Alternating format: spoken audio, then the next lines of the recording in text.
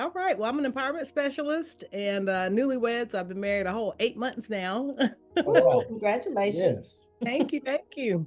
And so, most of the work that I've done over the past 25 years is just working with individuals who are, seeking the Lord and trying to find their God given journey. Maybe they've been through a traumatic experience and they have lost their bounce back. And so, I help them to regain their confidence, so they can, especially for the ladies, the new term is boss up when it comes to, in your relationships, in your finances, and then those that are seeking entrepreneurial opportunities, that want to jumpstart businesses. So I help people, mostly women, but I do help men too. I'm not, I don't discriminate, but whoever, it started with that research. And I was like, I gotta break out of this. It was starting to affect my daughter. She was getting ready to graduate from high school at this time. And so she was falling behind in school and, her goals were kind of lacking a little bit. And Mm. so here she is. She's like, Mom, are you going to be okay? I didn't know how deep I was, in this hole. She was like, even in your sleep, you're just crying and moaning. And, it was just really, really, I didn't even realize, I don't think I realized at the time how bad it was. But hearing that when your child comes to you and is Yes, concerned, it's like, okay, you got to get it together. You right. got Yeah. to And figure it out. there is So just going through that process of healing, I tell people don't just jump into the next relationship that looks convenient just for right. the sake of loneliness, and definitely like my uncle would tell me around the holidays is the worst time to start trying to jump into a relationship. Don't do that because Right. you're feeling lonely, you're feeling Uh-huh. Yeah. anxious, you don't have that person to take to the holiday dinner. So now you're like, oh, meet Yep. Bob, your boyfriend. No. Anybody looks good at that point. Right. Yeah. And then especially during the winter months, anybody to cuddle with Oh yeah. Yeah. feel Yeah. nice, right? Yeah. But so you gotta don't make what do they say? Don't make a lifelong decision over just a moment of anxiousness or loneliness or Right. tiredness, halt. That's what I tell people, halt. Mhm. But going through that process of healing from the trauma, I wanted to be whole. I didn't want to, have all this baggage trying to start a new relationship.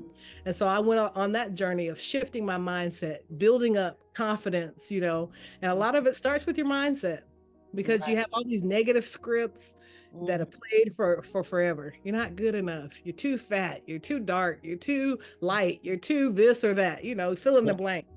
And so you got to silence those voices and begin to affirm yourself using a new script. All right. So back to this magical knight in shining armor. Did he come in on the white horse? Black horse? What is the convertible? What was it? you know how this goes. The So motorcycle. I forgot about that. on the motorcycle. So a Christian woman, you know, I've been married for 13 years already. I had just been in church, under the church, in the Yeah. pew.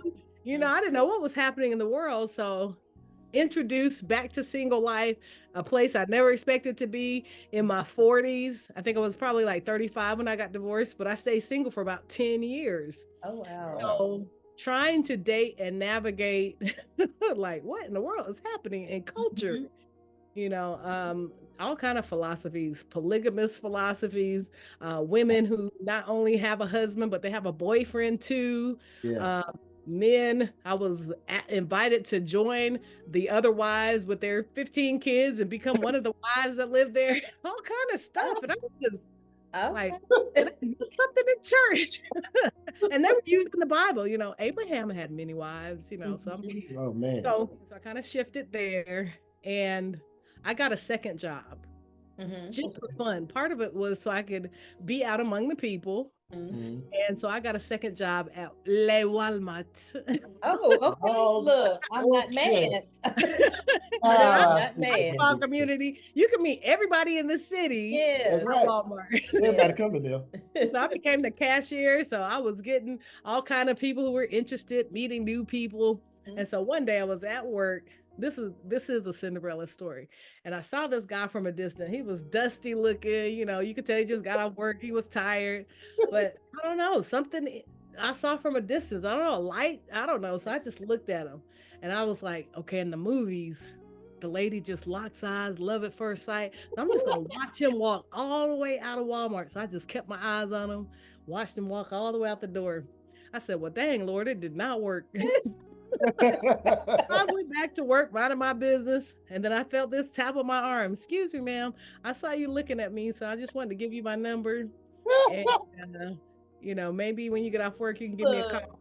Now I love his confidence. Yeah. That's how I met my husband. I love it. Wow.